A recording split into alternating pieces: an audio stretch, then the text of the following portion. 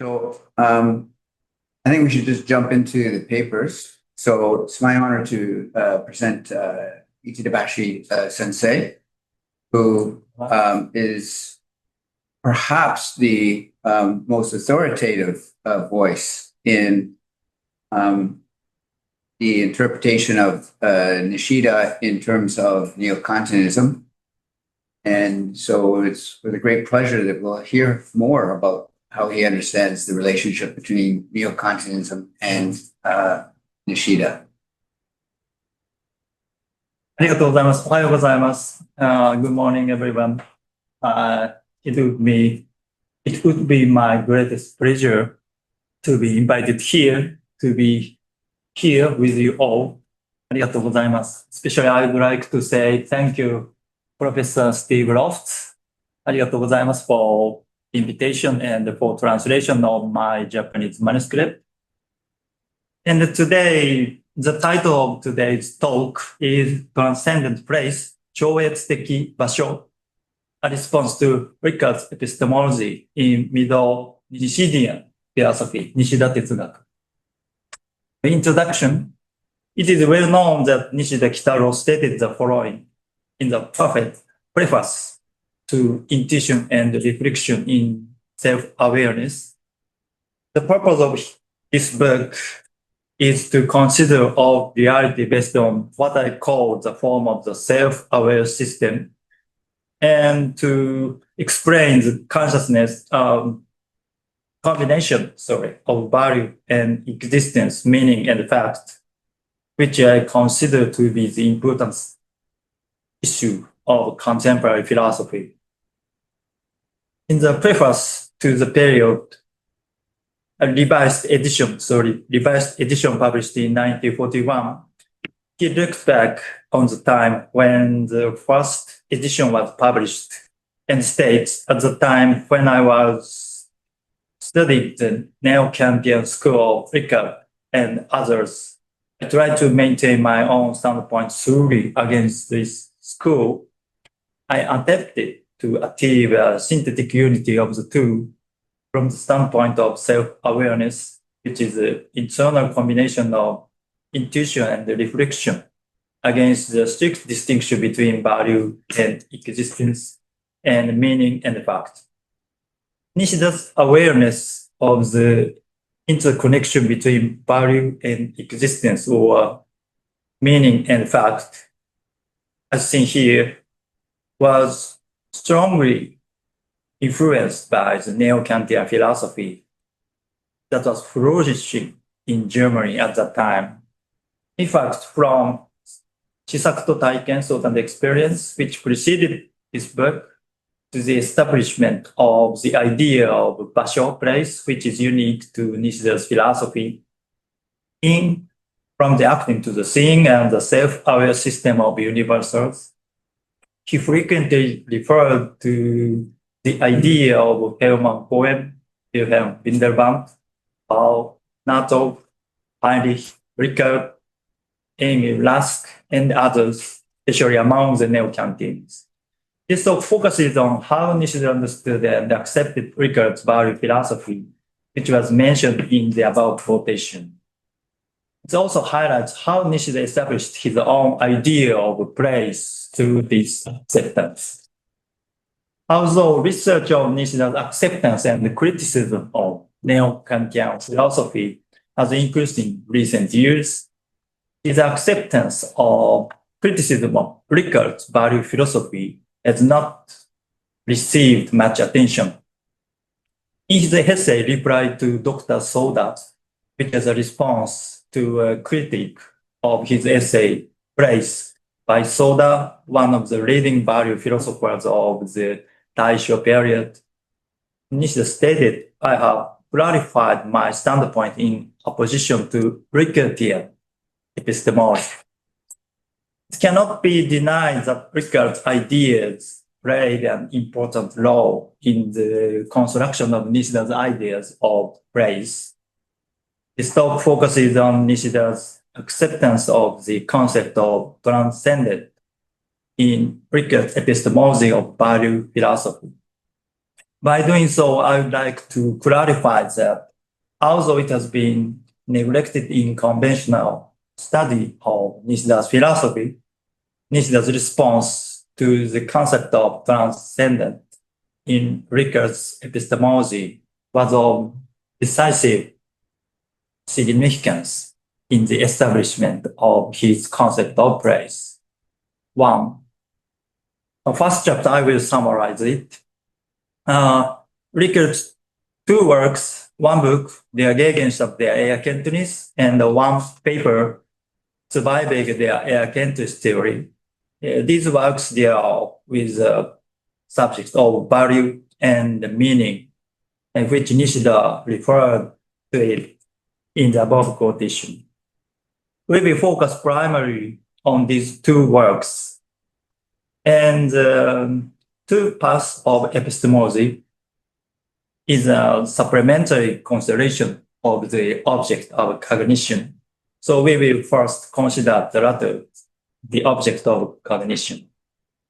In this book, second paragraph, in this book, Rickard states that the object of cognition is something that cognition must follow in order to achieve its goal of being true and objective.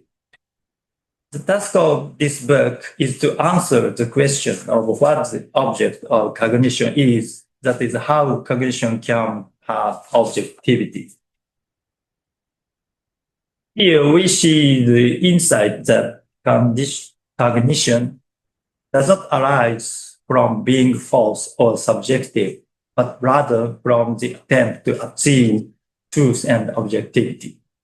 Certainly, even if cognition negates its own truth or is indifferent to it, it is already necessary aiming to be true rather than false as predicted.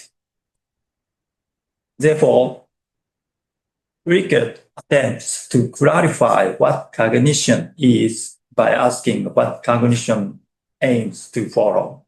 That is the question of the object of cognition. In elucidating the object of cognition, Rickard first organizes the relationship between consciousness or subjectivity and the external world or objectivity, which stands in opposition to it. This is because the relationship between subjectivity and objectivity can be considered in three distinct ways. And I will summarize this. One, the relationship between eternal world and the self with body and soul. Two, the relationship between the external world and the content of my consciousness. But there is the subjectivity that recognizes both my consciousness and the object or external world that oppose it as exactly what they are. In other words, it is a field in which everything that can be recognized appears. That's consciousness, and it is the subjectivity. So second paragraph, what is established here is the interconnection between the contents of consciousness, that is the immanent object, and my consciousness, which is distinct from the contents of consciousness. However, in a strict sense, this expression is not entirely accurate. This is because consciousness, insofar as it is distinct from the contents, must also be distinguished from the contents that are defined as mine. Therefore, the third subjectivity here is something that transcends my consciousness in the sense that, I will revise it, my consciousness is objective to it. For this reason, it should be called consciousness in general. And in this sense, it must be distinguished from all individual contents of consciousness. It must mean the epistemological form, that is the form of all such contents. This is precisely what is meant by subjectivity in the strictest sense of the word. Rickert says, according to Rickert, no proof can be given for the assumption of a transcendent existence independent of subjectivity as consciousness in general. Such a thing cannot be recognized as existing in the first place, and any reference to its reality is dogmatic, unfounded, and meaningless. According to him, even Kant's critical philosophy carries over remnants of dogmatism in that it assumes the existence of something transcendent in the form of an absolutely indeterminate X. However, if nothing transcendent to subjectivity can exist in any sense, then the distinction between true and false, subjective and objective, becomes invalid. And cognition cannot be true and objective. This raises the question of what kind of thing a transcendent object is that is neither a transcendent existence nor dependent on subjectivity. According to Rickert, it is an object of judgment. Firstly, there is a decisive qualitative difference between representation and judgment. Rickert argues that judging a sound is not a matter of representing it more clearly and sharply. Unlike representation, judgment has a logical or epistemological meaning. Judgment is an answer to a question. In other words, the logical meaning expressed by judgment is an answer to the question of whether something is true or false. Based on the example given by Rickert, the representation, the shining sun, is neither true nor false. On the other hand, in the judgment, the sun is shining or the sun is not shining. It's possible to question whether the meaning they have is true or false. This meaning is the answer to the question, is the sun shining? As either yes, affirming that the sun is shining, or no, negating that the sun is shining.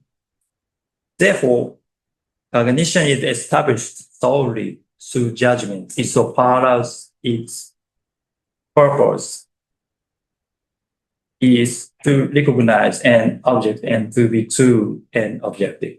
I will skip this quotation and go next page 6. Sorry. Yes. 5, sorry.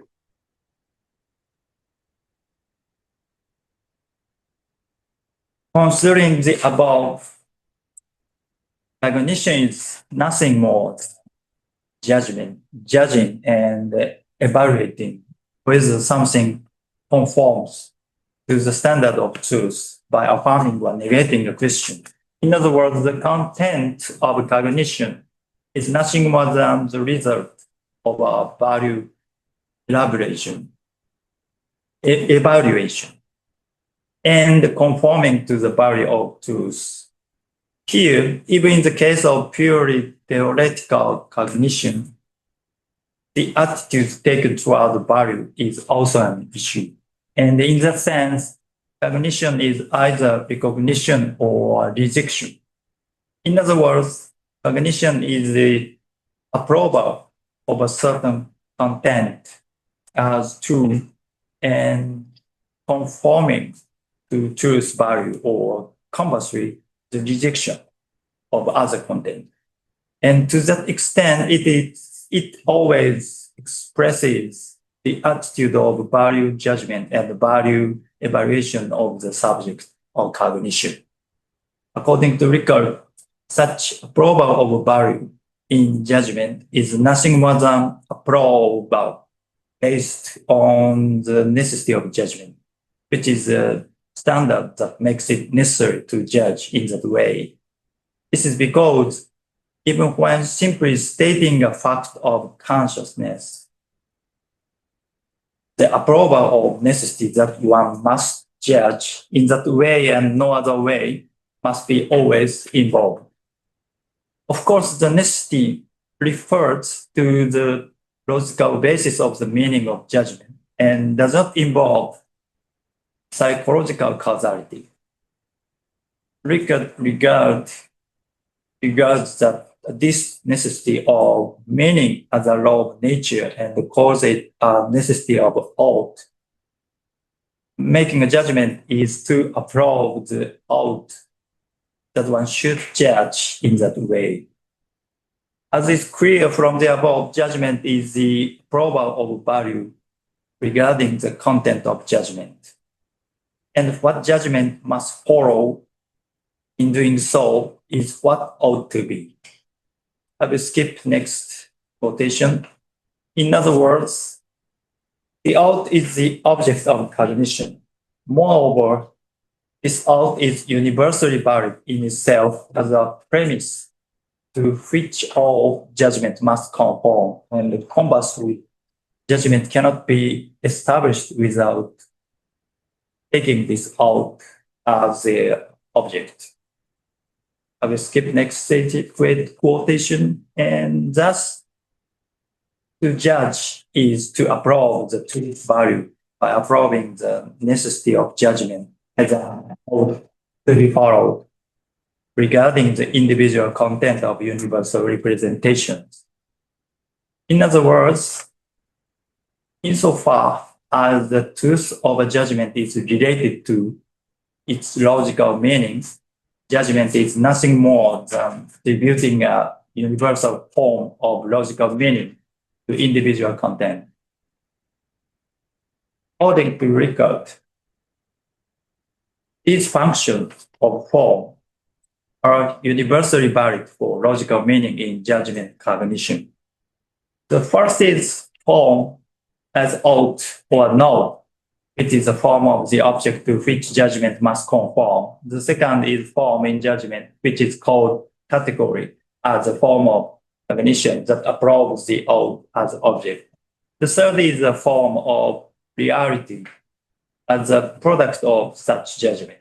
As is clear from what we have already seen, the reality that we recognize in the world does not have a transcendence that exists independently of epistemological subjectivity. It is only possible in the way that it is formed and founded in cognition. Therefore, the form of reality is not a form in transcendent reality, but a form that is a product of judgment and a combination that makes the condition that makes reality possible as reality. In this sense, it is a transcendent power form. From this perspective, a transcendent object that exists independently of subjectivity is an ought as a normative form. The transcendent ought is, as far as I can judge, unconditionally approved, and thus it is also absolutely beyond doubt. In other words, for an object to be transcendent means nothing other than that it is unconditionally and universally valid in cognition by the subject, independent of the subject. 2, as discussed above, the object of cognition is a transcendent form of ought that is approved in judgment, and the various realities that are usually regarded as transcendent objects are the products of such cognition. However, in his essay, Two Paths of Epistemology, Rissho revises the above assertion and asserts that ought is not pure value, arguing that a clear distinction should be made between value and ought. He then states that the object of cognition is transcendent value, arguing that only transcendent value, not ought, is a transcendent object of cognition. This is because the necessity of judgment as ought, as a necessity of judgment as transcendence that does not depend on the subject and is unrestrictedly valid for the subject. Because this necessity of judgment results in the approval of transcendent truth value.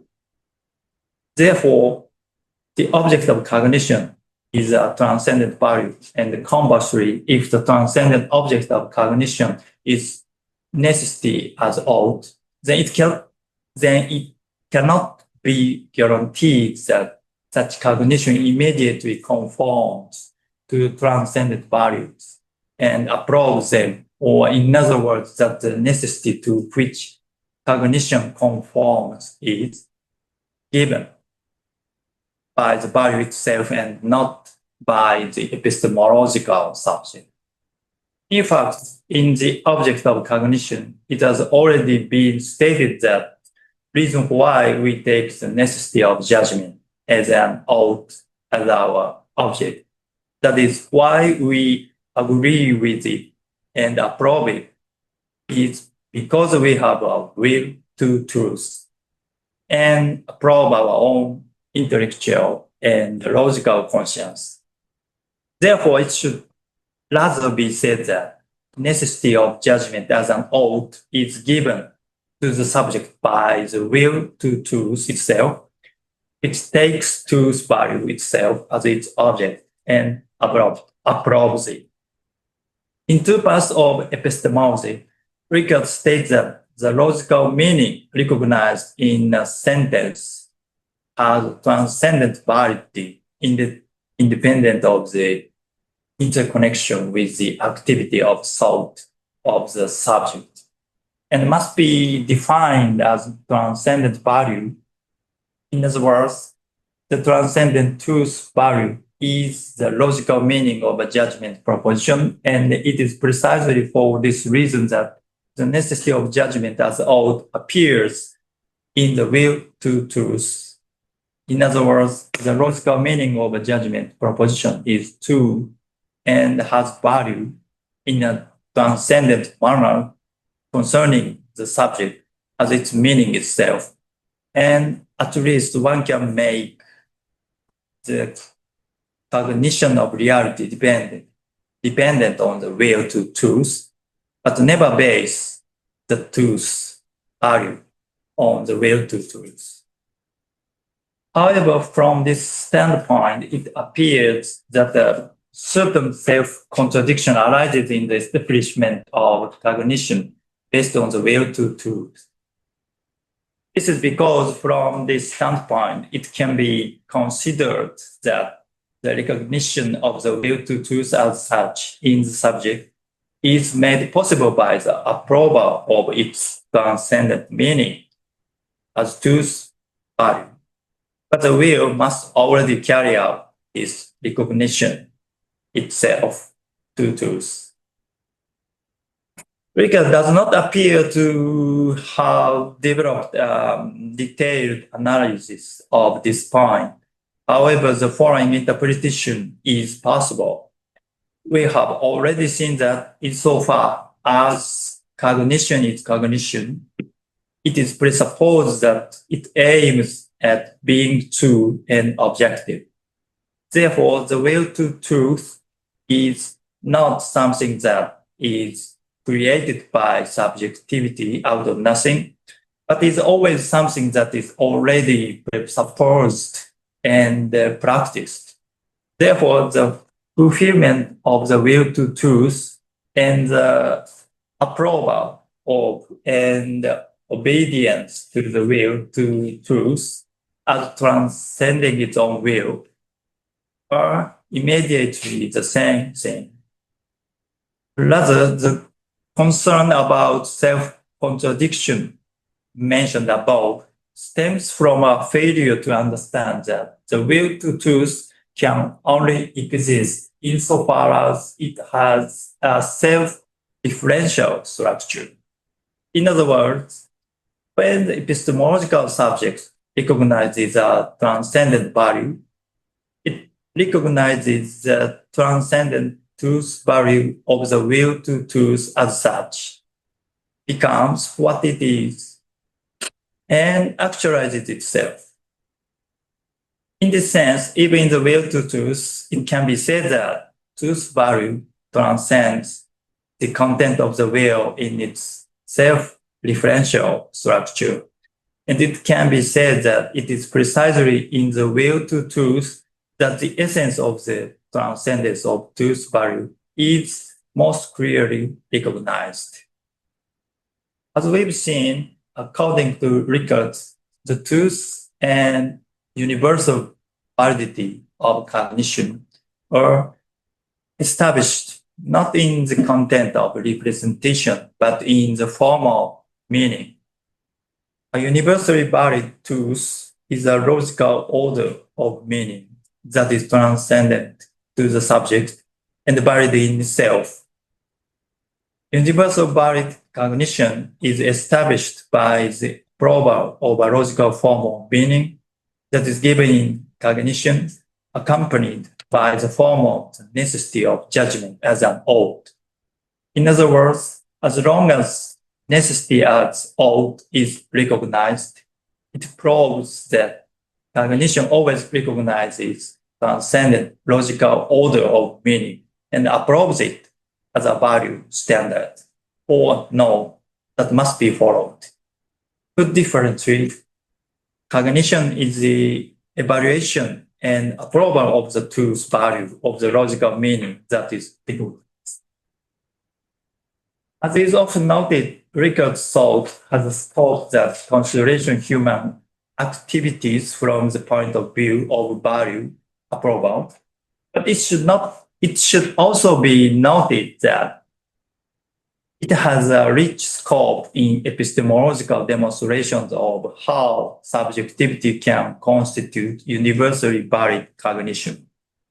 In the first place, in establishing the truth and universal validity of cognition, simply raising the truth inherent in the subject of cognition cannot show why it can establish the truth of cognition. At the same time, however, simply raising the truth that transcends the subject of cognition cannot show why it can justify the truth of cognition. Rickard's thinking sharply focuses on the inevitable interconnection between the truth of cognition being transcendent and independent of subjectivity, and the fact that this is paradoxically valid only through the praxis of subjectivity. Rickard's following statement attempts to analyze this paradoxical relationship. Only the value that remains entirely within themselves, independent of any interaction with existence as itself, and even more so, independent of any interaction with the subjectivity toward which it is directed, is transcendent object. In the first place, as long as it is cognition, the truth value that it probes as its own premise is valid in itself, transcendent to and independent of epistemological subjectivity. At the same time, however, such transcendent validity of truth value is established only insofar as it is approved by the subject to which it is directed, in other words, by epistemological subjectivity. Through this consideration, Rickard can be said to have analyzed the tension that exists in the fact that the transcendent validity of truth value towards the subject itself is established only insofar as the will to truth is practiced by the subject. That is only insofar as the two are mutually identical. Looking back, the fundamental basis of this structure can be found in the self-recursive structure of the will to truth. This is because the interconnection between transcendent truth value and the will to truth is grounded in a self-reflexive structure in which the will to truth is itself, insofar as it wields various transcendent truth values. And this self-reflexive structure is attributable to the interconnection between the establishment and validity of the truth value of being such a will and the actual practice of the will by itself. As we already seen, Nishida accepted the above response to Ricco's value philosophy as his own task in intuition and reflection in self-awareness. So I will examine Nishida's response to Ricco's epistemology. Nishida's debut work preceding this book, Inquiry into the Good, presented the logical meaning of cognition only as the interconnection between our direct and concrete individual experiences, and failed to sufficiently demonstrate the logical meaning as a transcendence that is independent of change in the content of experience and it's universally valid. In contrast, Ricco shows that logical meaning as truth value is universally valid in a transcendent manner that is independent of cognition based on subjectivity, and that it is in relationship of mutual immanence with cognition based on subjectivity. The passage from Nishida quoted at the beginning of this talk shows that responding to this epistemology became a task for Nishida. Let us now examine how Nishida presented his new idea of praise in his two essays, Praise and Reply to Dr. Soda, and how he accepted Ricco's epistemology of value philosophy in order to do so. As we've already seen, Ricco regarded the epistemological subject as consciousness in general, a field in which everything that can be cognized appears, and rejected the dogmatic assumption of a transcendent existence independent. Nishida accepted this method and rephrased it in his own words. There must be something general at the foundation of consciousness. When the general becomes a place where everything that exists, it becomes consciousness. According to Nishida, when we cognize something, we encompass individual particulars in generality. This relationship of encompassing is directly the infinite overlapping of the general and the particular. The place where they overlap is consciousness. In other words, true cognition lies in the unity of universal or general form and the individual or particular content. And the subjectivity of the cognition must be the unity of thought and intuition. Thought and intuition in the broader sense. This assertion accepts Ricco's idea that cognition is the attribution of form to given content in consciousness in general. Therefore, consciousness as general universal, which is the place where everything that exists, as raised in the above quotation, is first and foremost consciousness in general as described by Ricco. However, consciousness as a place does not stop at consciousness in general. According to Nishida, as will be discussed below, consciousness in general is conscious subjectivity so far as it makes judgment, and true conscious subjectivity exists at its foundation. Rather, consciousness in general is established as a turning point or a gateway to such the consciousness called nothingness, which will be discussed in detail later. Nishida states that subjectivity is not a mere formal judgment subject, as Rika said, but must be a self-aware subjectivity, 自覚的主観. And further states that at the foundation of self-aware unity, there must be consciousness of will. Here he raises the idea that at the foundation of Ricard's formal judgment subjectivity as consciousness in general lies self-aware consciousness of the will or volitional subjectivity as a unity of form and content, which serves as its fundamental basis. Indeed, Nishida's assertion, which raises consciousness of will that is self-aware, appears to be an external criticism of Ricard's standpoint, which treats cognition only as judgment. And it seems that this has been the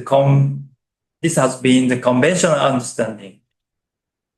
However, in this understanding, it seems that Ricard's epistemology of transcendent values has been overlooked as being based on the self-reflexive structure of the will to truth.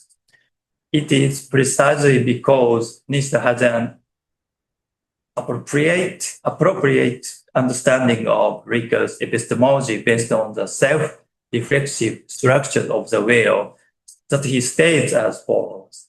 It is impossible to recognize the will in the direction of object-oriented cognition. This does not apply to the case of negating the consciousness of the will completely. But if this is not, then we must recognize the will not in the not in the direction of object-oriented cognition, but in the depths of self-awareness.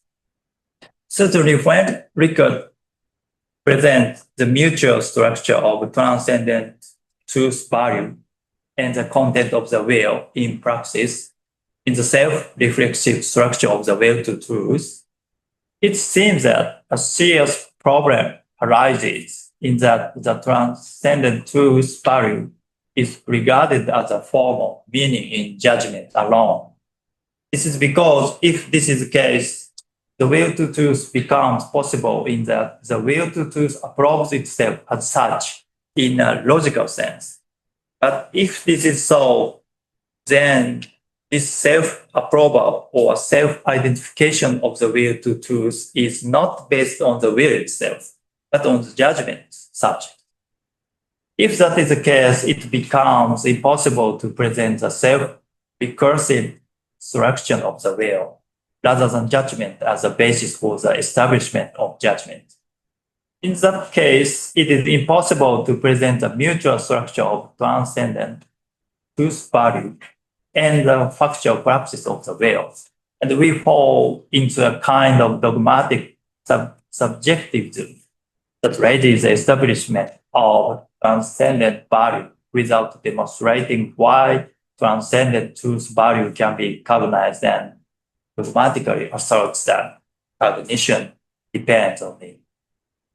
In intuition and reflection in self-awareness, Nishida already stated that in the will, infinite development is immediately infinite reflection, and how such a contradiction can be established is proven by the fact of self-awareness, which is identical with the self that reflects and the self that is reflected upon.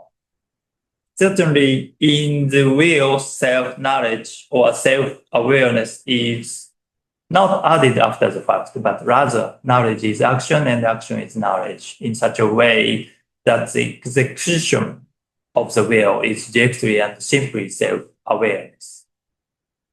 Nishida has this situation in mind when he speaks of original self-awareness, 意識的自覚, or self-awareness of action, action of action, is 作用の作用.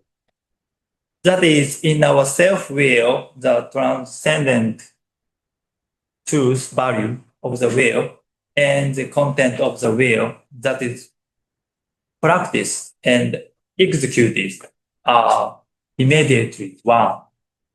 This also means the unity of the act of giving from by subject and the act of giving content to the subject.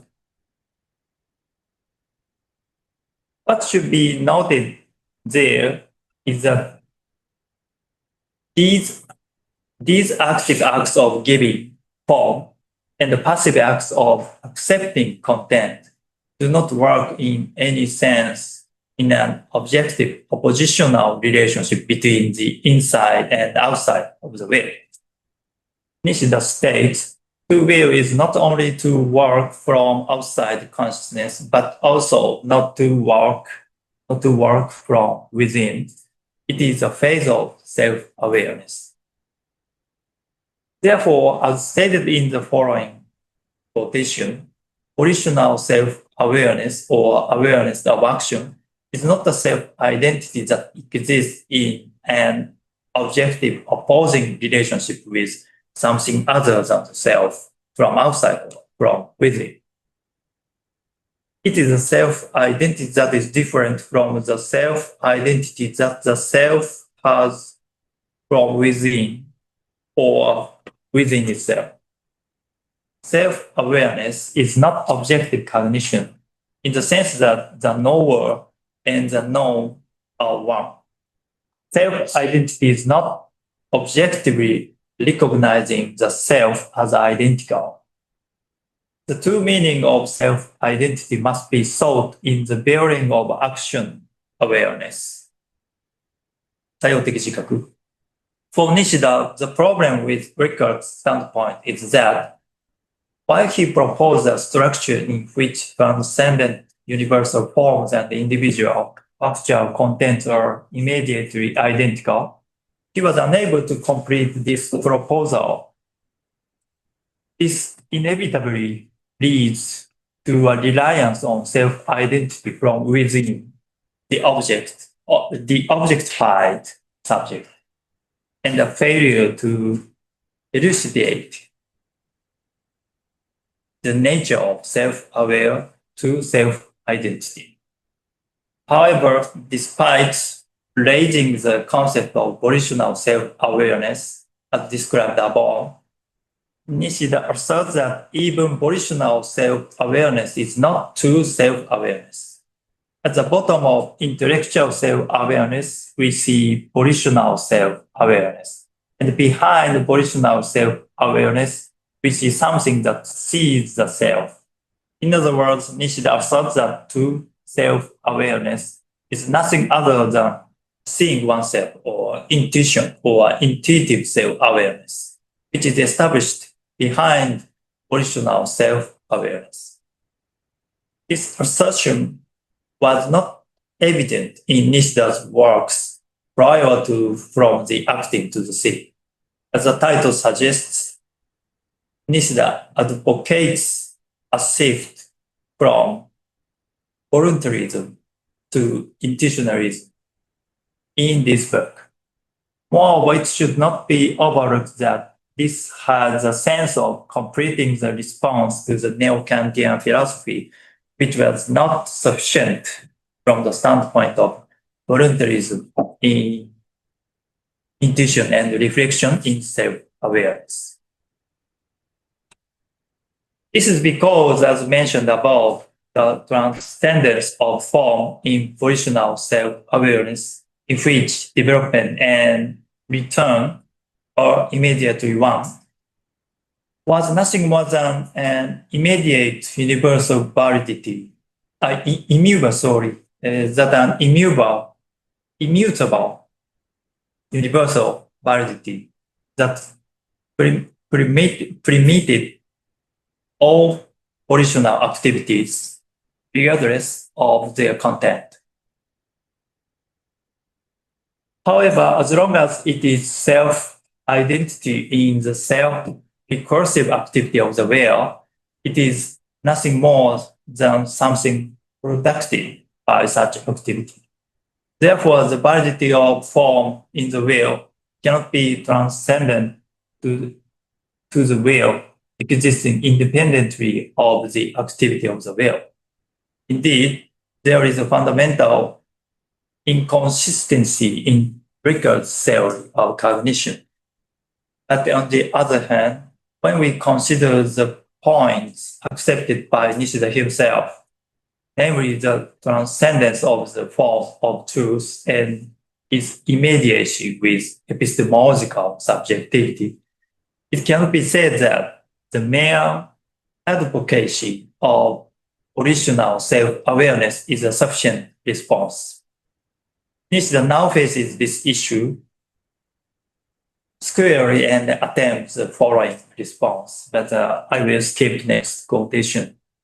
Here, to have a predicate in the standpoint of consciousness in general means to be delimited by consciousness in general. In other words, there is nothing more than what is captured insofar as it is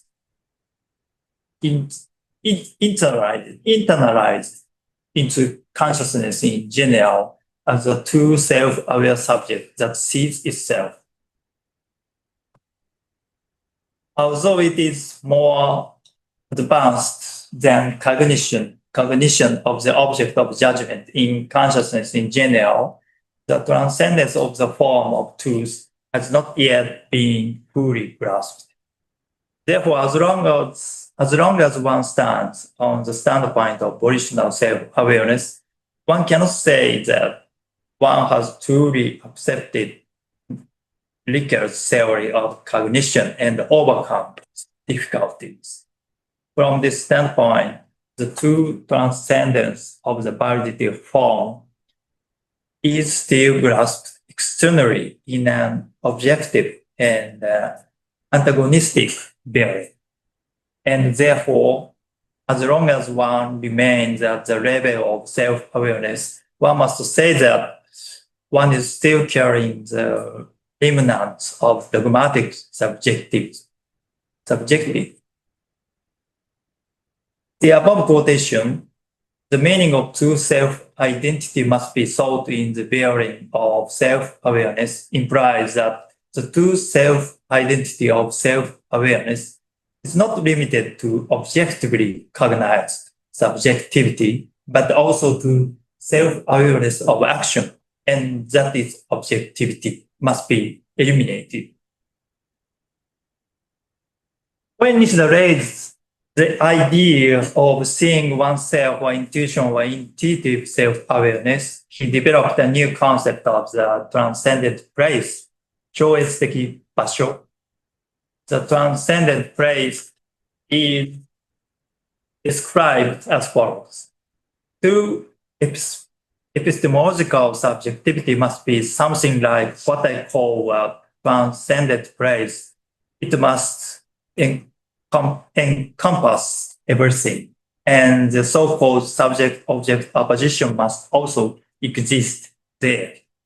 Here, the subject-object opposition must also exist there, should be understood in conjunction with the following statement, which is a critical response to Rickard's epistemology. Today, epistemologists distinguish between content and object, considering content to be intrinsic and object to be transcendent. Objects are considered to transcend all activity and to exist by themselves. However, in order for consciousness and objects to be interconnected, there must be something that encompasses both. there must be a place where the two are related. As we've already seen in Rickard's epistemology, it is difficult to demonstrate the structure of the immediate unity between the praxis of the will to truth and the content of cognition and the consciousness of it and the transcendent value form. That is object and the difficulty of asserting the dependence on transcendent truth value in a dogmatic manner arises. In response to this difficulty, Nishida criticizes it and proposes a place where the two are related, in which the object and consciousness exist or are encompassed. This is the self-aware subjectivity as a transcendent place. It is nothing other than a true self-aware subjectivity that has eliminated objectivity even more than original self-aware subjectivity. However, Nishida's standpoint, which replaces Rickard's transcendent value with a transcendent place, 場所、超越的場所 as a self-aware subjectivity or consciousness that encompasses it, seems to undermine the transcendence of universal truth value independent of subjectivity or consciousness presented by Rickard. Nevertheless, such a view does not take into consideration the scope of Nishida's response, which refers to Rickard's argument while deliberately proposing a transcendent place here. Transcendent place. Here, it is essential to distinguish Nishida's standpoint of place from mere pan-subjectivism. Rather, as will be discussed below, the transcendent place is proposed in order to overcome Rickard's epistemology, which carries over the remnants of dogmatic subjectivism, and to demonstrate the structure of the establishment of universality that does not depend on subjectivity or consciousness. For example, at the beginning of his essay Place, Nishida states that the term place is used in the same way as Plato's place fora, as something that receives universal ideas. This can be understood as stemming from Nishida's awareness of the above issues. So what does transcendent place mean? It's the state as follows. When place itself becomes nothing, things like action disappear and everything becomes an image. Something like substance can no longer be found anywhere. Here, the transcendent place itself becomes nothing, as stated in the quotation, meaning that there is no substance or substratum that exists within the self by the self. And therefore, there is no self-sufficient, self-grounded self-identity. Therefore, this description raises the point that when consciousness becomes self-aware in a way that negates such substance-based or substantial self-identity, it is, sorry, I will revise it. It is not self-awareness as object-based cognition, and also ceases to be self-awareness of action, and everything becomes an image. What does this mean? Is the states, from the standpoint of the nothingness, there is no such thing as nothingness itself, and therefore everything that exists must exist as it is. For something to exist as it is, it must be nothing itself, which means that everything is an image. Or something to exist as it is, it must be nothingness, means that each individual thing exists as an individual thing without having a substantive self-identity. This means that in the fact that things exist as they are, no substance exists independently of others. nothing exists by itself, but rather each thing exists insofar as it participates in the existence of others, and thus each thing exists by reflecting itself in others in a way that highlights its individuality. Since there is no longer any entity here, there is nothing that encompasses it other than this reciprocal reflection and highlighting. In self-awareness, each thing reflects and expresses, so to speak, everything else that is a whole in its unique way. And the whole does not exist anywhere other than in these images. Conversely, it is precisely for this reason that each thing is that which reflects itself, that is self-aware. Such individual self-aware images are, so to speak, images without substance, and the transcendent place as a whole is nothingness. In the above consideration, Nishida also describes intuition as seeing oneself as follows.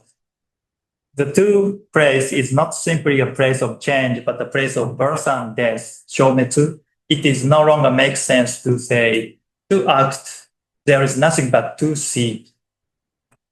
This is because without substance, how each thing reflects and participates with each other to reflect the whole in its unique way. It's not a simply simultaneous, parallel interconnection, but also a unique relationship of birth and death, in which each individual thing is eternally destroyed in an irreplaceable way that can never be regained, thereby participating in erasability of the next thing that arises. Since there is no longer any substance or essence that serves as a foundation to prevent the disappearance, everything is an image. In contrast, in self-awareness of action and to original self-awareness as the awareness of acting, individual things are merely moments in the acting of the will, and they are connected with each other based on the will, or as the substance of the will, in a way that anticipates the acting of the will itself. In this case, individual things cannot possess self-aware independence and uniqueness, and therefore cannot truly be considered individual things. As we will see below, Nishida raises the idea that true self-awareness of seeing oneself encompasses two different aspects. However, this self-awareness of action is based solely on the latter of the two aspects.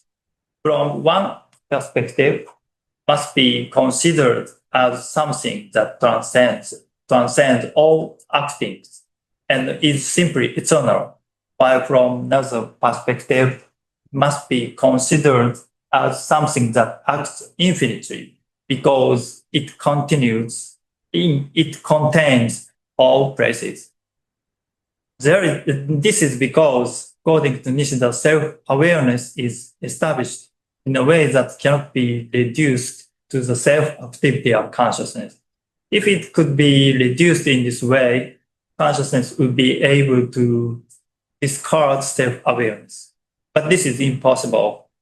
However, as we've already seen, it must be rejected that the self-activity of consciousness depends on some substance or entity. Therefore, there is a paradoxical structure here in which the self-activity of consciousness itself transcends the self-action of consciousness and is eternally immutable and unchanging. And to that extent, the self-activity of consciousness is established as such. In other words, the self-identity of self-awareness, the self-identity of consciousness by itself is established in a way that transcends consciousness itself without losing that identity. Moreover, this self-identity of self-awareness is only realized to the destruction of self-sufficient substantial self-identity.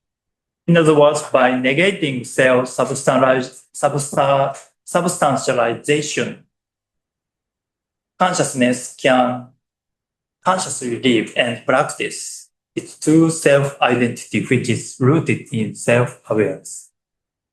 Thus, in our self-awareness, when each individual thing becomes an image that reflects the whole in a way that it arises and ceases to exist as something truly unique, its content transcends the arising and ceasing of individual things and possesses a universality that is eternally valid.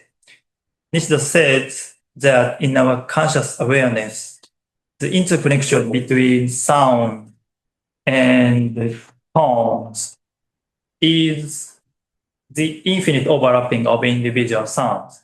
To elaborate on this example, listening to music involves the way individual notes of a melody overlap with each other, with each note continuing the melody while simultaneously creating something new. Furthermore, it is to hear the unique personality of a sound, that is the irrepressible moment it opens up and its eternal disappearance, silence and stillness. It is precisely for this reason that each individual sound can possess a constantly fresh and abundant radiance. Rather, the mere being a process of unfolding a predetermined melody or musical idea. Moreover, when each note reflects the individuality of the other notes and brings out their brilliance, reflecting the melody as a whole, or in other words, when each note expresses the inevitability of the melody and the tempo, it becomes an expression of transcendent and eternal universality. Furthermore, since there is no consciousness of the self as a substance or entity, the fall of the unique self is also reflected and self-aware in this. It can be said that the life of the self is up to that point condensed and freshly opened up from every note of the melody. In this case, the transcendent and eternal universality expressed in a single note is the truth that reveals what is melody and indeed music itself. And it is also the existential truth that reveals what it means for the self to live. In this sense, in contrast to Rickard's epistemology, the form of truth value is not attributed by subject to the material content of sound. Each unique sound is constituted by how its individual content, which is subject to birth and death, in the form of universal truth value that transcends it, are contained mutually and simultaneously. Contrary to what Rickard says, the logical form of judgment is not the only transcendent form. The form of judgment is nothing other than the original transcendent form contained in each sound, insofar as it is reflected and recognized in consciousness in general. Conclusion, but I will skip first paragraph and to the next page. According to the discussion in this talk, self-aware consciousness as a transcendent place means that because self-aware consciousness is a place of nothingness that is no longer any substance. In every content of self-aware consciousness, a transcendent form that is eternally and immutably identical, which cannot be influenced by self-aware consciousness and in which self-aware consciousness is established, is reflected in such a way that it constitutes a relationship of mutual identity between individual content and the universal transcendent form. Therefore, Nishida's concept of transcendent Uetsuteki, here, while inheriting Rickard's concept of transcendent, means that it's valid in and of itself, independent of the cognition of the subject. On the other hand, however, this transcendent does not mean that it is independent of cognition and only becomes related to cognition after the fact. The transcendent whole always reflects and expresses itself in consciousness in a unique way for each individual's content of consciousness.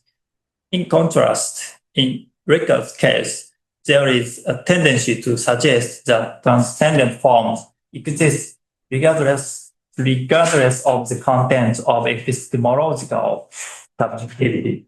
However, Rickard's consideration also suggested a correlation between transcendent forms and the practice of the will to truth in consciousness. It was rather the failure to elucidate the interconnection that gave rise to an essential inconsistency. As Nishida pointed out, this difficulty stems from the fact that Rickard limited cognition to the attribution of the meaning form of judgment, and in particular, based the self-identity of consciousness and subjectivity on substantial self-identity. Therefore, Rickard limited the transcendent to a direction that is objective and opposed to consciousness and subjectivity. In contrast, for Nishida, the transcendent is recognized in the non-objective direction, in the act of consciousness, consciously reflecting itself and always and allowing itself to be what it is. Transcendence is precisely the opening of a place as a self-aware consciousness that encompasses and reflects everything. It does not exist in any place other than itself, but is always already identical with the reflection of place. This self-identity of self-awareness is not the substantial self-identity on which Rickard relied, but rather a self-identity that reflects each other without substance. And through this, an eternally unchanging whole is reflected there transcendently. By accepting Rickard's epistemology, Nishida attempted to construct a philosophy by demonstrating transcendent universality while criticizing the dogmatism that posits transcendent reality. He later referred to this philosophical method as thoroughgoing criticism, 徹底的批評主義, as one that accepts Kant and the neo-Kantian school while transcending them.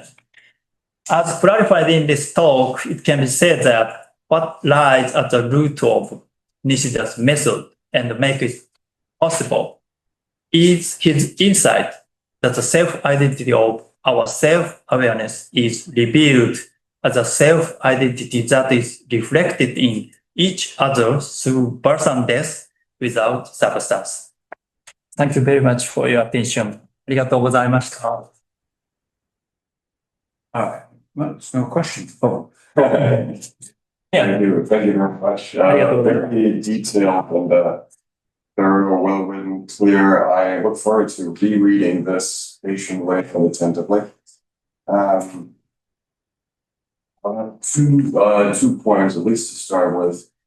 One thing is very minor thing, a minor doubt in mind, I would say. There are so many ways of saying act or acting in Japanese, of course. 働く, that's with that. 多い, 作用. And we have 作用 here in this text, which you translate as action, which I think goes rather well with 多い, whereas 作用, at least in the early Hanabi, this always refers to, in German, it's always act. You know, it's acts of consciousness, whereas action is rather something that we realize corporeally in the world. And so, in that sense, I have a little bit of hesitation with regard to action of translation of sayo. My other point is more of a question. I think that you draw very clearly the line from Rika to Nishida, and show how Nishida tries to make Rika more thorough, right? To take him one step further. What we often find in the secondary literature, especially dealing with Japanese philosophy, is this opposition, this dichotomy between a West that is focused on being and Japanese thinking focused on nothingness. Yeah. And the place, the where Nishida takes Rika is to a place of absolute nothingness. Do you see in Rika any foreshadowing of a philosophy of nothingness? Is there a parallel between, is there a nothingness in Rika that echoes in Nishida's philosophy? Okay, thank you very much for your question. For the first question, that relates the relationship between hataraku or sayo and koi, maybe. And in my idea, in the middle Nishida philosophy, I think there seems no big difference between koi and sayo, I think. Of course, in the later Nishida, he wants to find a big difference between koi and sayo. And maybe he often or frequently uses the word koi and not so many sayo. So maybe he changes his idea to emphasize the koi as our act, our hataraku, maybe. But that is the point Tanabe wants to criticize, maybe, because in the middle period, maybe Nishida uses sayo as the same, in the same meaning as he uses koi, and maybe it's not good to Tanabe, and Tanabe wants to emphasize much more theory of praxis, and he feels Nishida's theory it lacks of theory of the praxis, maybe. So he wants to say, it should be using a word koi, and it should be used, and we want to consider much more deeply how to どうやって恋する how to 恋 and not how to 作用する maybe it's a Tanabe's point, but I think it is, for me, it is not a good criticism, because in the middle period, we can understand Nishida's word sayo as koi, I think, but he would not thematize praxis in the actual world in the middle period. So, yeah. Well, it has to be said also, I'm sorry, that of course, Nishida's and Tanabe's use of terms do not completely always. She stuff like that, right? They can be a little bit different. Yes. The same can go for Thank you. And for the next question, I think there's no shadow of nothingness in Rickard's epistemology, I think. But the thing is interconnection between the subject and the object. and in detail the subjective will and the transcendent object, maybe. And Nishida wants to accept it. And if we go throughout in that direction, maybe Nishida believes, okay, the path leads us to the notion of nothingness in Nishida. But Nickel Rickard, of course, doesn't believe that.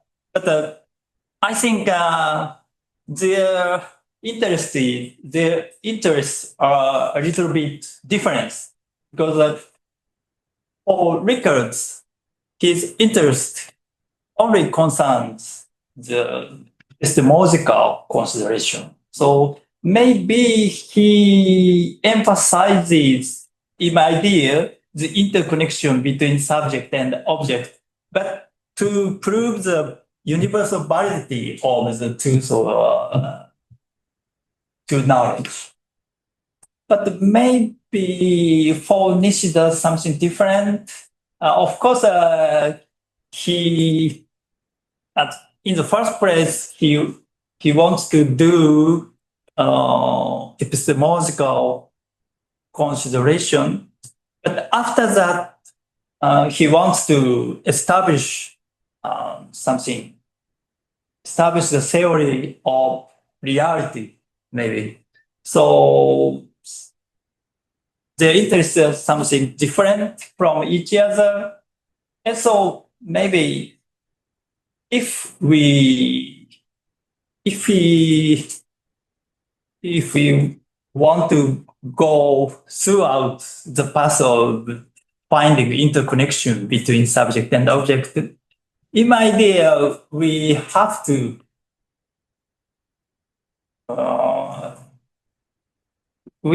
find some notion like nothingness or non-substantiality.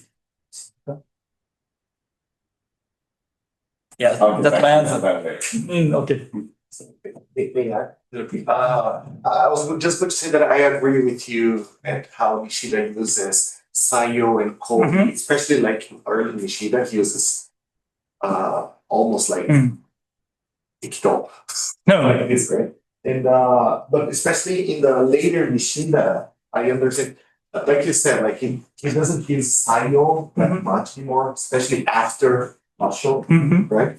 But as I understand, and correct me if I'm wrong, I understand that Sayo like represents like actions and relations between phenomena or between like subjects and objects. That's what he calls Sayo usually, right? And Koi, for me, it sounds more like oral or historical actions or human actions. And then Hataraki is like acting or act in the world. Something like this. Yeah. Yeah, sure. Yeah, more to that. Correct. I don't know. Yeah. I think Yeah. something to it. Maybe. Yeah, well, yeah, of course, it's Yeah. first, but yeah, I felt I'll raise my hand. Just a way, especially the later edition. Yeah. I can agree with you. And in Nishida's middle period, he considers in the epistemological context, maybe. So, of course, the action has a moral or ethical meaning. But if we consider the moral or ethical action in the epistemological context, maybe it can be said as Sayo. Yeah. I think. Actually, for me, it's really difficult to understand as well, like the difference in English of act and action. Yeah. It is not easy for me to understand in English. But what you're saying, like, because you clearly distinct between act and action. Right? Yeah. No, I think that in my view, it's quite clear. So I often hataraku is of course often translated as work. And some people take this in the direction of a philosophy of working and everyday life. Yeah. So, but if you go, okay, I'm gonna just stick to Tanabe for my part. I haven't looked as closely at Nishida in as much detail. So hataraku is a translation of handeln or tun in sort of German, right? It's taken from Nietzsche. And this handeln is not a handeln, an acting which is in the world, our what do I know, going and taking the train or whatever. These are not corporeal actions. These are acts of consciousness. Hataraki. Yes, hataraku and hataraki. Hataraki is then handeln with a capital H. So it's simply a how should I say, turning the verb into a noun, right?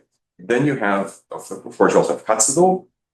Katsudo activity? Yeah, yes, precisely, yes. Very difficult. Goes for Tätigkeit.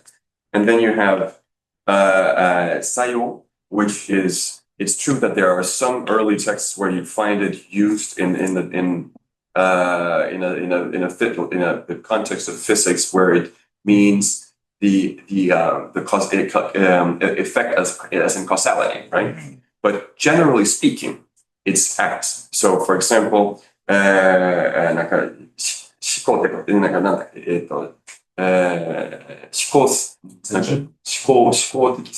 think that was it.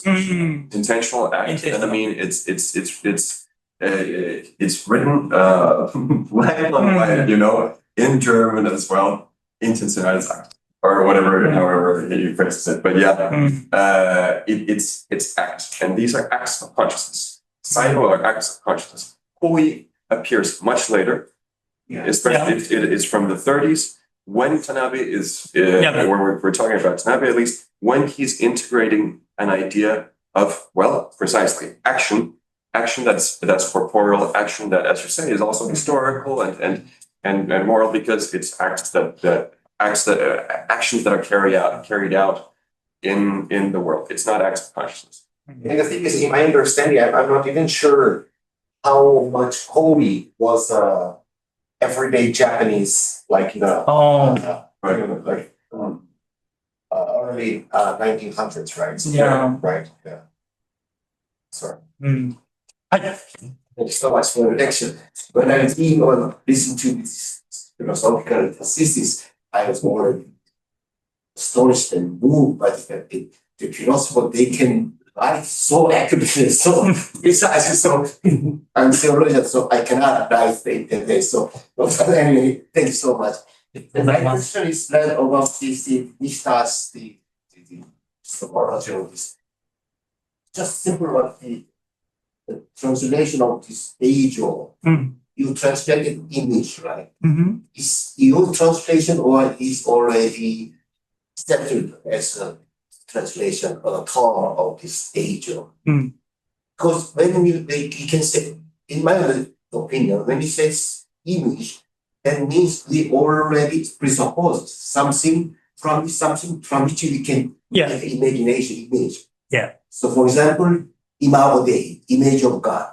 Human beings, image of God. That means God exists. And then at the second step, human beings image. But I think when Ishmael says Ajo, then there's something different from that sentence. So my question is whether we have to translate this Ajo as image, or we have to choose some more. The other different word. That's my question. Very difficult and maybe impossible to understand any word, even in Japanese or even in English.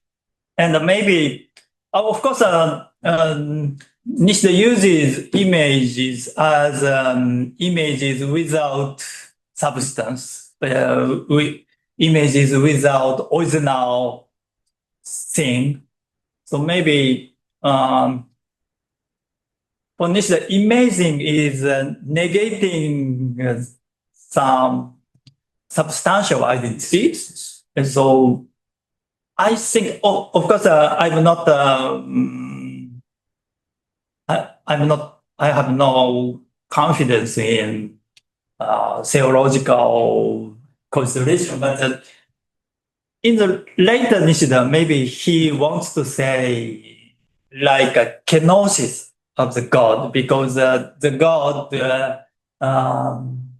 appears, but he, how to say, shirizoku, he disappears himself, disappearing himself. Empty himself. Yeah, that is the point. So, of course, in Japanese, utsusu, usually we cannot imagine such a way. So, very difficult to understand. But in later Nishida, also he uses its words or hyogen of suruken. But I think the case is the same. It's impossible to express such action with negating its self identity. Nishida himself used image, for example, the katakana image or subtracted. Eizo. Yeah, he uses. Image in katakana. No. He only used the word eizo. Eizo, and and sometimes kage, and sometimes how to say? Yeah. Exactly. So Nishida in this period uses eizo or kage. For example, the English translation of intuition, reflection, and self-awareness, they translate with image.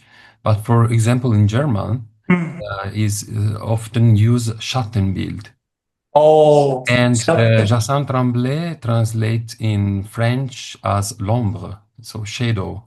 And me too, in Italian, I combine the two words, shadow and image, or the shadowing image or shadows, because I think this idea of kage is peculiar of this Japanese term, very difficult to be translated.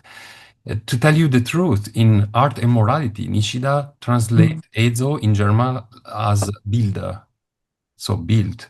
And then one could say, okay, image, but it depends from the context there, because it's a reference to Diltai on that passage. But so I think Professor Kim's question was very good question in order to try to get what Nishida is trying to think in this period using these terms. Sorry, Rainer want to put a question. Probably, I don't know if in the room you are aware. So Rainer, please. Thank you. Thanks for the paper and also for the conference in general. I'm very interested in that. I'm doing contraception a little bit prior to the Kyoto school, but so I'm happy to learn something about contraception in the Kyoto school. So, I'm now neither very familiar with Rickert nor with Nishida, but from what I heard now, I'm feeling more sympathetic with Rickert. So, リカの立場にかなり共感できるかという気持ちがしました。それで、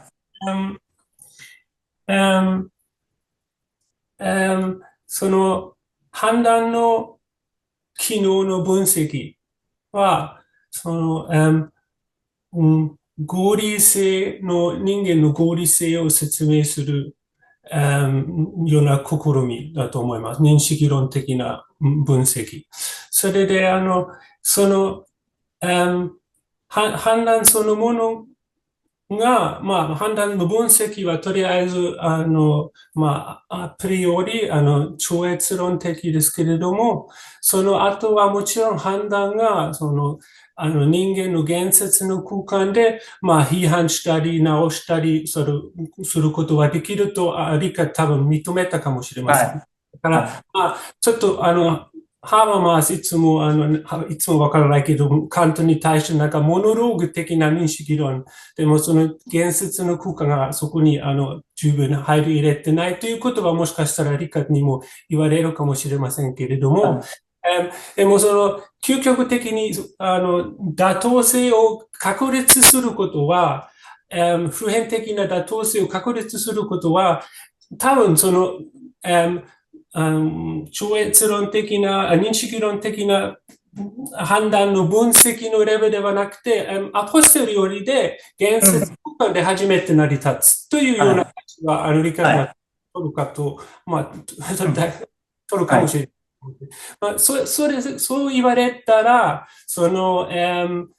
自己矛盾あるいは自己反省的な構造が相変わらず、その批判は相変わらず成り立つか、あるいはその批判をもう一回少し、理解の矛盾と自己反省的な構造、もう一回、少し説明していただければ。はい。Would I talk in Japanese? Maybe? 日本語でもいいのかな？もちろん、もちろん。よかった。Very difficult question. 今回、もちろん、おっしゃる通りなんですけれども、西田とリッケルトで、今回は西田から見たので、やっぱりリッケルトと西田で、さっきも言ったんですけど、ちょっと関心が、ずれていって、るんですよね。だからリッケルトからすれば、今のような、おっしゃっていただいたような回答がまだできるんですけれども、でも今回、普段よりリッケルトについても、ちょっと取り上げたのは、やっぱり彼の真理への意志、ビレツム・バルヘンっていう概念が、やっぱりリッケルトの中でもすごく大事で、これはもしかしたらハーバーマスともちょっと違って、つまり普遍妥当性を求めるっていうことが大事なんですけれども、それが、認識論的と言いながらも、やはり我々の関心、世界は我々の関心やウィルに従って現れているっていうことを、前提にした上で、その中でそういう普遍妥当的なですね、お互いの言説が普遍妥当性を持つ領域を考えようとしていると思うんですよね。なので、その我々の意思がっていうことをリッケルトが言ってるところをもう少し強調しようとすると逆に意思と対象がどう関係しているかっていうことが多分もう少し詳しくリッケルトが考察できないと、結局リッケルトが一番言いたくって、かつハーバーマスともちょっと違っているだろう、そういう我々の生きているところに根ざした、でも、その世界には我々の関心に基づいて価値があるけれども、それが普遍妥当的であって、それについての我々の言説が成り立つっていう、そこがもう少しうまくリッケルトでは言えないような気がしていて、それは、西田が言ったことがそのままリッケルトが、もらうかどうかはわかりませんけれども、その意思と普遍的な妥当する価値との関係をもっとはっきり考えなきゃいけないっていうメッセージは西田から渡すと、リッケルトも考えることができるんじゃないかと。ただちょっと難しいのは、この、認識の対象の第2版より後のリッケルトの展開は、もっと客観的な、ラスクもそうですけど、もっと客観的な妥当性にもっと傾いていくと、逆に意思っていうことの強調がだんだん少なくなっていくとも言われていて、そうなるとこれはまたリッケルト自身の関心と僕が目指しているところが違うかもしれないんですけれど、でもちょうどおっしゃっていただいたようにハーバーマスと比較するってことになったら、僕はやっぱり意思っていうことをもっとリッケルトが強調した方が個性が際立つと思うので、そこに対しては西田のこの考察も、リッケルトが生きていれば何か参考にするところがあるんじゃないかなというふうに思います。という回答です。ありがとうございます。はい。May I ask a follow question? I don't know if we have time. If it's an extraordinarily short question with an even more extraordinarily short response. Okay. I would cut us off at 11:10 so that we're couple minutes over, but the conversation is good. So Please. Yes, but Steve, I think we can also prolong a little bit the discussion because I think it's very fruitful now. If you don't mind, if Sova, I'll let you keep the time then. okay for Sova, we can finish instead of 12:30. So this is my Italian point of view about time. Probably it's not the Canadian Experience time differently. Please put your question, Raina. I try to make it short. じゃあ、理科にとっては、判断の機能には、合理性と理性の、根本がある、基礎がある。はい。それで、この立場から、西田先生に問いて、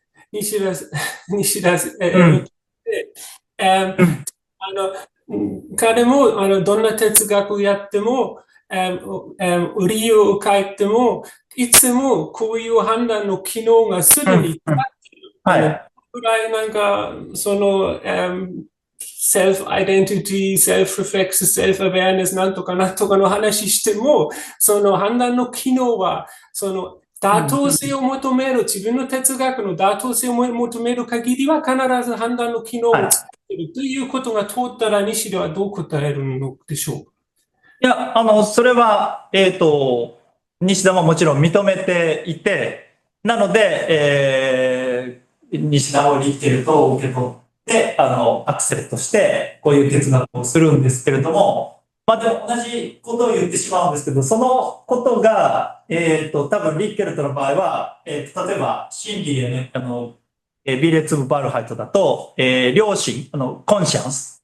我々の知的コンシャンスがあるから、真理を求めて、それに対応して、判断の普遍的な妥当性も現れるっていうふうに言っているので、なんて言うんだろう。世界に対して全く関心なく中立的に判断をすると、普遍妥当性が現れるというふうにはリッケルとは考えてないじゃないかと思うんですよね。やっぱり我々の意思が真理を求めるっていう、なんて言うんだろう、領域を開くっていうことがないと、普遍妥当性っていうことも立ち現れてこないっていうふうに、まあ、少なくとも僕はリッケルトを読んだので、そこまで含めれば西田も賛成すると思うんですよね。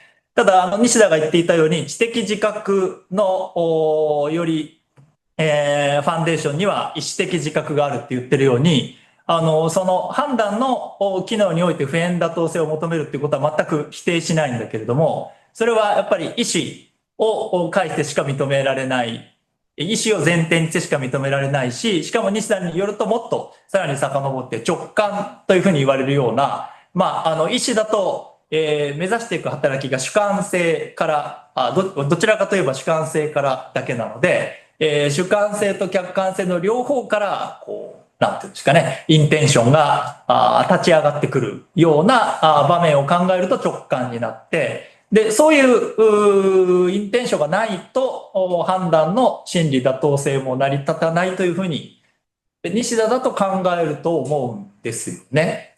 で、そこはリッケルトもそう言ってるんじゃないかなというふうに思うんですけれども、どうでしょうか。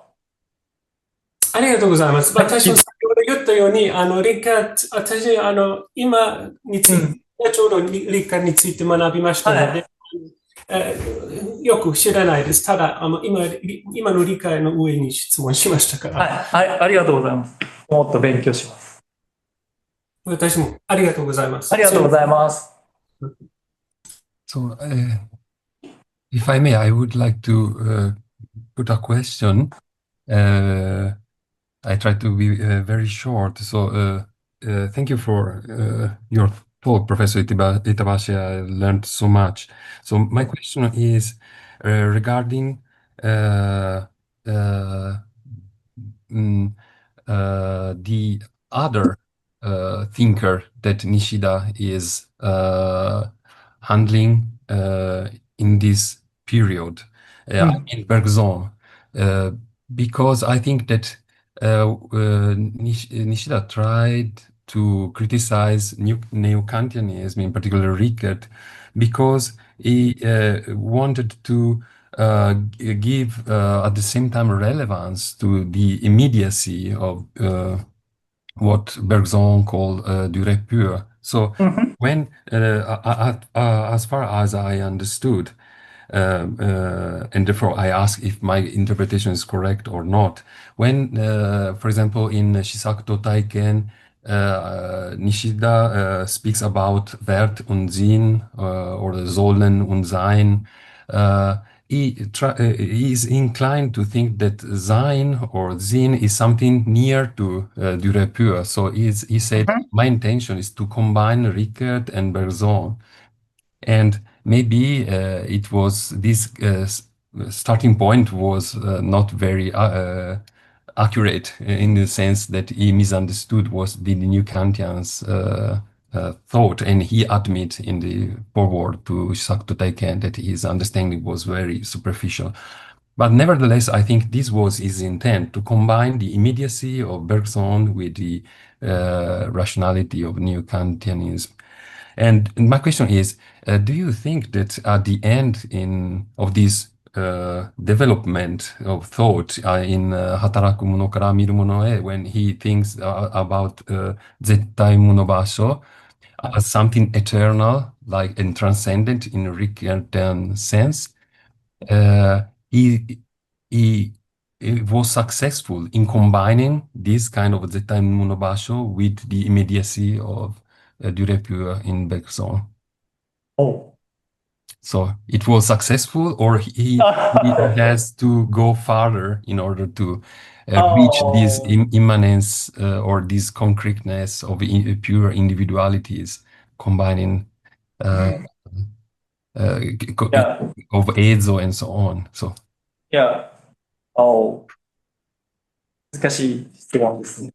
And I think relatively it was successful, but I have no confidence in.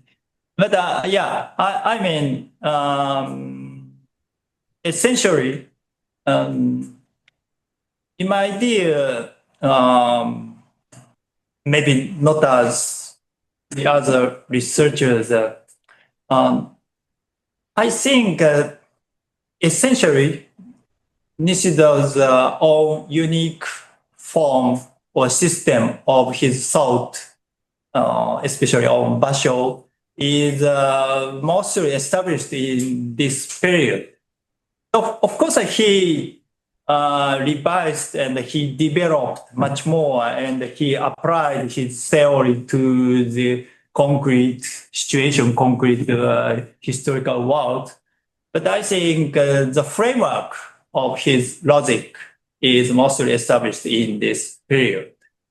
And maybe one of the points he has to emphasize is negativity, or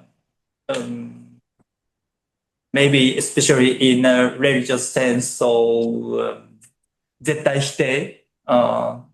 But I think it's a kind of course, absolutely negating of the self-substantial identity. It means such. So I think, and from another aspect, of course, he felt sympathy with Bergson, but today I cannot introduce. But in Rickard's theory, and he considers the experience beyond the distinction of subject and object, and maybe Lusk did also. And in Rickard, the experience has heterogeneous continuity, but we cannot clearly speak that in language or in judgment. It's a Rickard's consideration, but he also wants to grasp or find the mode of experience beyond unspeakable experience beyond the any distinction. So I think Nishida accepts, of course, the theory, Levin's philosophy or Bergson, but maybe he knows the theory, such theory in Rickard's consideration of the experience. So I think it's enough. It might be enough because while facing Rickard's, while Nishida's facing Rickard's theory, not only the epistemological judgment, but the experience beyond the distinction needs to accept, and they are influenced. They influence Nishida's theory. So, how to say, ネタは十分ある How to say in English? 十分素材は the stuffs are enough to consider and to make his own unique system of the thought in this period. But before, maybe that's something. And of course, in Zen no Kenkyu, at that time, maybe he didn't have any detailed knowledge on Bergson. But now in his middle period, 素材は十分ある。ネタは十分ある。And after that, maybe, of course, he was sometimes influenced by Leibniz or Descartes, but maybe he has to face criticism from Tanabe or from Tosaka, and he has to develop his thought. But before and in this middle period or before this period, he has to accept and receive the Western thought. But after that, I think it's necessary to accept or deliver the Western thought to his own. But he is forced to face the criticism and Japanese researchers' criticism, I think. という答えなので、どうだろう。はい。Thank you. ね Martin? Would it be okay for me to enter into the debate, into the discussion here between you and Enrico on this question that Enrico precisely asks about how about bringing together Bergson and Rickard? I think that if you look, I think it's in section 36 of that Nishida criticizes Bergson in rather, well, I don't want to say clear terms, because it's still a very difficult discussion, but as I see it, he tries to bring Bergson in the direction of this consciousness in general, all-enveloping consciousness, in the sense that Bergson, the problem with Bergson that Nishida points out in this section is the idea of the irreversibility of the duration, right? Pure duration, simply because in each moment of pure duration, the totality of the duration is involved, which means that it's snowballing and can never be something eternal, maybe. Yes, precisely. And so he radicalizes it, the idea to say that, well, if that is indeed the case, then from the standpoint of this totality, there is no duration, there is no passage of time, there is no, you can't talk about any irreversibility. When you're talking about irreversibility, you've already, in a certain sense, spatialized time. You're already talking about a distinction between these moments. So to him, what he does is, in a certain sense, that he radicalizes intuition against duration in Bergson, and takes the idea of the all-enveloping or the eternal present. And so this internal present, this all-enveloping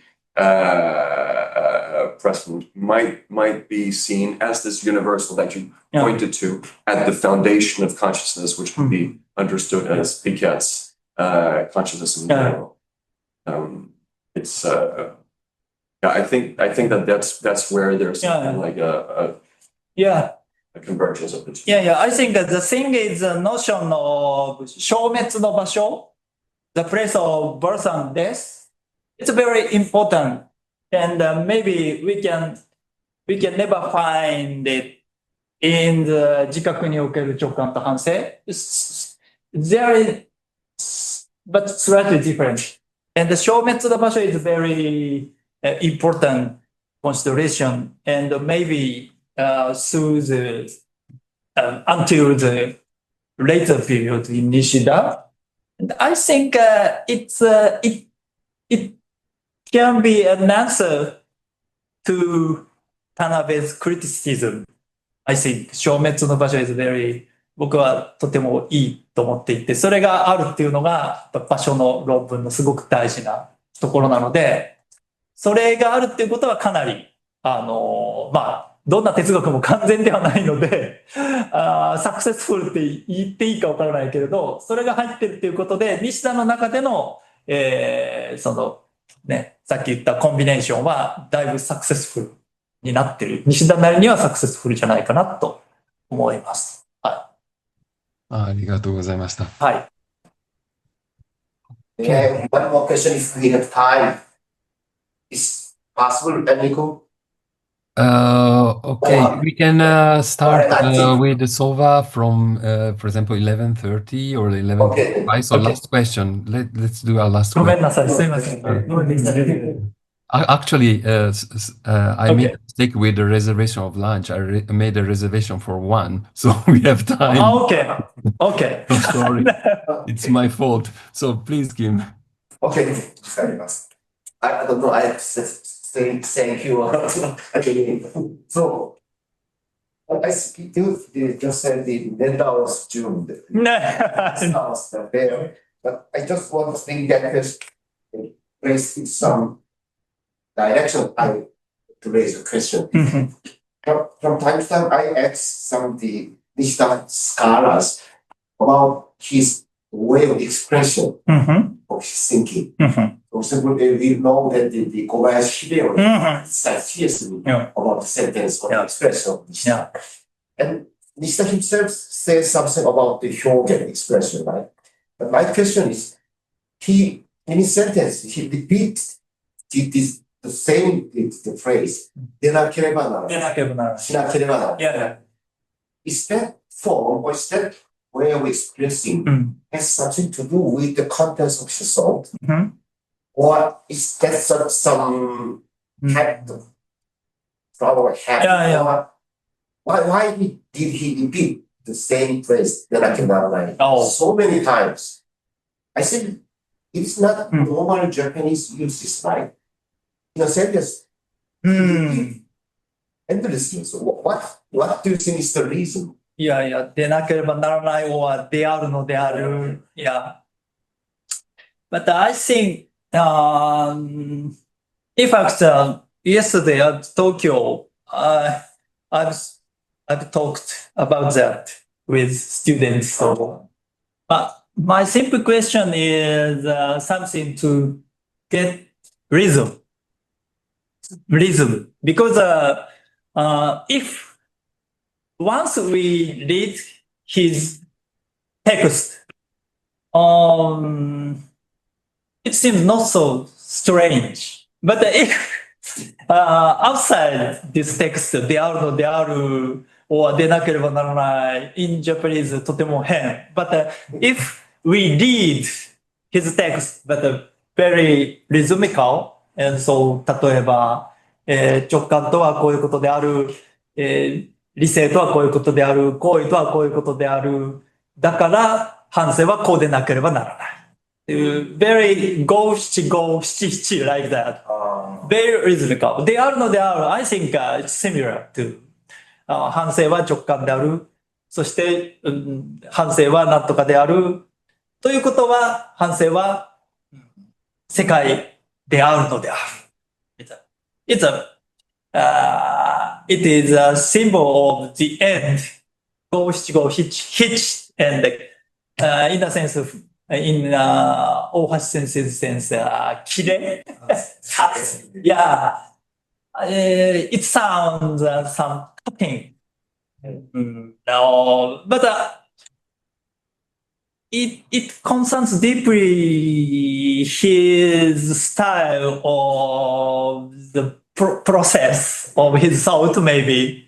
Sometimes there is a cut and no exploration, but maybe it's only in such a way he can develop, he can explain his thought, maybe. So I think it, but I'm too accustomed to that, to rereading. And sometimes maybe students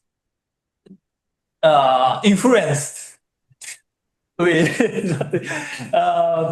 unconsciously influenced by that expression. So sometimes students reports writes であるのであるでなければならない。But I think yeah, we can feel rhythmical. Yeah, I think it's very good point. Then if he says it, Yes. that's just to see. Yeah. That's very good point. Yeah. So in the context, yeah, in a sense, in the body context, Yeah. yeah, to reading with body. Sometimes I use my students as well.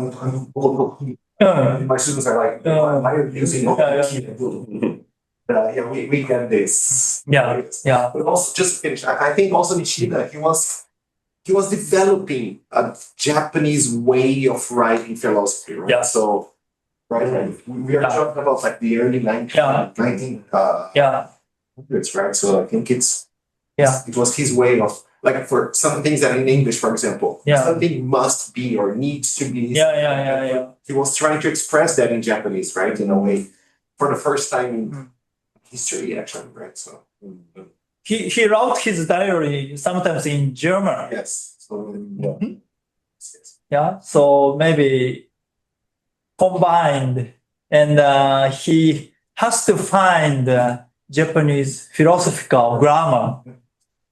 Maybe so he has to open. Because if you read, for example, Aristotle, we see this like something must be something or needs to be. Yeah. Right? Everywhere in Aristotle. Some kind of authority. Yeah. But I was thinking, isn't it, Yeah. to a large extent because of implicit premises, things that you take for granted that other people have read the same things that you have read. Yeah. And so he doesn't need to make this as explicit that he's relying on, for example, new conscious Yeah. figures. And mostly in Western paper, we consider or let we see, but in Japanese, usually no, we cannot use we. So for that, maybe でなければならない. It concerns the subject of we consider or we see, but yeah. But yeah. So 受け身 or 受動体、私たちはこう考えるっていうふうに言わないので、考えなければならないっていうふうに言うっていう感じでもあるので、そんなにおかしくない。で、その後また we が移ってきてしまって、僕は書かないんだけど、結構日本の学者は私たちはとか我々はって書くんだけど、日本語で普通は言わない。あるいはまあ、は言わないじゃない。だからそれがちょうど出なければならないと対応しているような気がするので、そう。だから我々は出なければならないという言い方は多分しないから、西田の場合はね。